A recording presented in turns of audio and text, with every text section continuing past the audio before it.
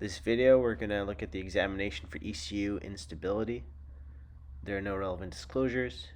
The ECU extends and ulnarly deviates the wrist and also provides stability to the ulnar side of the wrist. The ECU relies on multiple structures, including the subsheath, the extensor retinaculum, and the osseous groove to maintain stability around the wrist.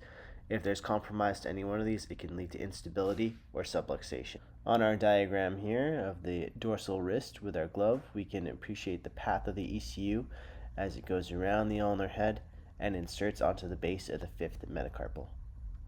And over here in our exam, we can again palpate the ulnar head, and just radial to this, we expect to see the ECU. When we get the patient to supinate, we can actually see it quite clearly here. As we noted in this patient, you can actually see some subluxation in the tendon as we transitioned him into supination. In order to perform the examination maneuver, it's a combination of deep flexion and supination of the wrist, all the while assessing the ECU and looking for any clear evidence of subluxation. This may be accompanied by a snapping or clicking sensation and even an associated sound. We've coined this maneuver the ice cream scoop maneuver because it's akin to trying to scoop some really frozen ice cream out of a tub with that deep flexion and forceful supination to try and get the subluxation of the tendon.